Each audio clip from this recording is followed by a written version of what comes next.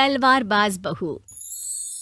बचपन का शौक समझ निक्की के घर वाले उसका एडमिशन फेंसिंग कोचिंग में करा तो देते हैं, पर कुछ सालों बाद वही शौक जब उसका जुनून और सपना बन जाता है तो सब उसके खिलाफ हो जाते हैं। और लड़की के हाथ में तलवार दो ना, अब मैडम तलवारबाज बनना चाहती है।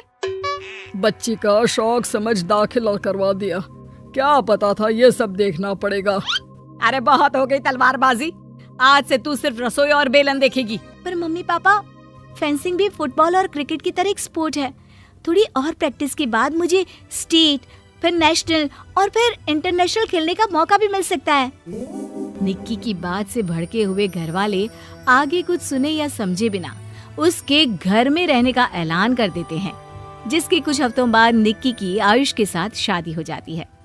ससुराल पहुंचने के कुछ दिनों बाद बहुत हिम्मत के साथ निक्की फिर वही फरियाद लिए इस बार अपनी सास के पास जाती है। मम्मी जी, क्या मैं कोचिंग दोबारा शुरू कर सकती हूँ? कैसे कोचिंग? तेरे मम्मी पापा ने तो हमें किसी कोचिंग या पढ़ाई के बारे में नहीं बताया। वो पढ़ाई नहीं, फेंसिंग की कोचिंग है। और देख, अपने अंग्रेजी के बड़े बड़े शब्द ना मुझसे ना बोला कर, सीधे सीधे बता कि ये फेंसिंग है क्या। मम्मी पापा के साथ अपने एक्सपीरियंस के बाद निक्की कोई रिस्क ना लेते हुए सास से झूठ बोल मंजूरी ले लेती है और इसी के साथ निक्की के सपनों की दुनिया शुरू हो जाती है, जिसमें अब वो सुबह उठ जल्दी जल्दी घर का सारा काम खत्म करके ज्यादा से ज्यादा समय अपनी फेंसिंग प्रैक्टिस में बिताने लगती है। इसी तरह महीने बीत जाते हैं। वाओ, आई कांट बिलीव, जो सपना एक बार नामुमकिन लग रहा था, आज मैं उससे सिर्फ 2 हफ्ते दूर हूँ। निक्की, तुम बहुत अच्छा कर रही हो, बस अपने फॉर्म को खराब मत होने देना और नेशनल्स का मेडल तुम्हारे गले में आना पक्का है। इस बात को सुनकर निक्की नेशनल गेम की खुशी में झूमती हुई जैसे ही उस शाम घर पहुंचती है तो आयुष को पैर में प्लास्टर के साथ सोफे पर बैठा देख परेशान हो जाती है। ये क्या, कैसे हुआ? किसी ने मुझे फोन क्यों नहीं किया? ऑफिस से आते हुए रास्ते में किसी ने टक्कर मार दी, इसलिए बहू कल से इसके ठीक होने तक तो कोचिंग से छुट्टी ले ले, डॉक्टर ने पूरा बेड रेस्ट बोला है। पति की हालत और सास की बात से हैरान परेशान निक्की आगे कुछ बोले बिना अपने कमरे में चली जाती है। अब मैं क्या करूंगी? दोनों तरफ मेरी जिम्मेदारी है, अगर एक भी पूरी नहीं की तो लाइफ में दोबारा सुकून की सांस नहीं ले पाऊंगी। सच बता दूं क्या? नहीं, अगर इन्होंने भी घर में कैद कर लिया तो बचा कुचा मौका भी खो दूंगी। भगवान, आपने मुझे कहाँ फंसा दिया। मन ही मन ये सब सोचते हुए निक्की घर के काम और पति की सेवा में लग जाती है। इसी तरह 1 हफ्ता बीत जाता है। बहुत सोचने के बाद भी जब कोई दूसरा रास्ता नहीं दिखता तो निक्की सबको फेंसिंग की सच्चाई बताने का फैसला करती है और सास और पति के पास आती है। मम्मी, आयुष, मुझे आप दोनों से एक बात करनी है। तुम्हें भी मम्मी की तरह गैस हो गई है क्या? तू भी बूढ़ी औरत की मजाक उड़ा ले। एक दिन जब तेरे बच्चे तेरा मजाक उड़ाएंगे ना तो मैं भी उनके साथ बैठकर हंसूंगी। घर का ये हंसता खेलता माहौल देखकर निक्की आगे कुछ बोल ही नहीं पाती।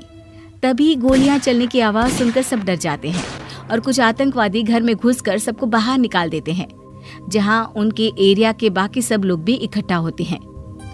कोई किसी भी तरह के होशियारी नहीं करेगा, हमें बस कुछ समय के लिए चुप रहने की जगह चाहिए, इसलिए अगर तमीज में रहोगे तो जिंदा बच जाओगे, और अगर मरने का ज्यादा मन हो तो अपना सीआईडी वाला दिमाग चला सकते हो। डर की वजह से कोई इसके आगे कुछ नहीं बोलता। कुछ घंटे इसी तरह आतंकवादियों की कैद में बैठे रहने के बाद निक्की की सास गुस्से में चिल्लाने लगती है। अरे तुम कल मुँहों को आम लोगों को परेशान करने के अलावा और कुछ नहीं आता क्या?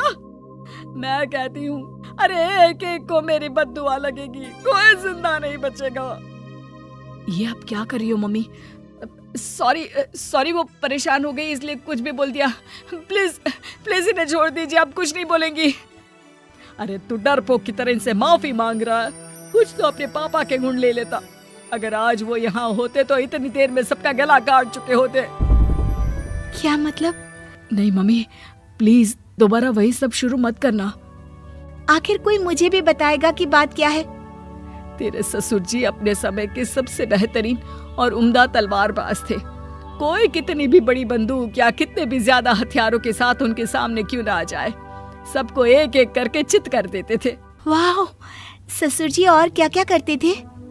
निक्की का इंटरेस्ट देख सास उसे ससुर जी और उनकी तलवारबाजी की कहानियां सुनाने लगती है, जिन्हें बहुत देर तक सुनने के बाद अपने आप को रोक ना पाते हुए निक्की आखिर उनसे तलवार के बारे में पूछ ही लेती है।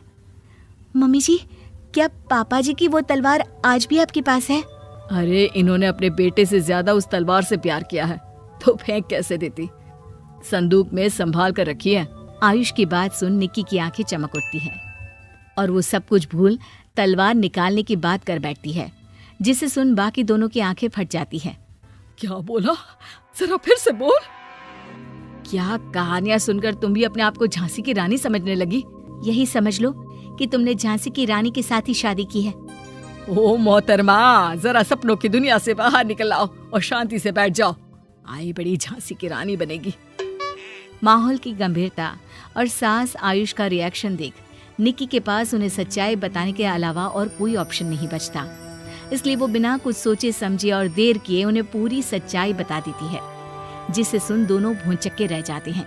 और इसी के साथ अगले हफ्ते मुझे नेशनल्स खेलने का भी मौका मिला है, भरोसा कीजिए मैं कर सकती हूँ। निक्की की बातों से अभी तक सदमे में बैठे आयुष और सास उनकी तबीयत खराब होने का बहाना बनाते हैं और दवाइयाँ लाने के बहाने घर के अंदर जाने की बात करते हैं, जिस पर एक आतंकवादी भी उनके साथ घर के अंदर जाता है। निक्की दवाइयाँ लेने के बाद बाथरूम का बहाना बनाकर सास के कमरे में पहुंच जाती है। अब क्या बाथरूम भी साथ चलोगे? यहीं कमरे में रुको। 5 मिनट में बाहर नहीं आई तो अंदर आकर सारी गालियां सिर में उतार दूंगा। निक्की बाथरूम के अंदर चली जाती है। अब क्या करूं? तलवार कैसे निकालूं?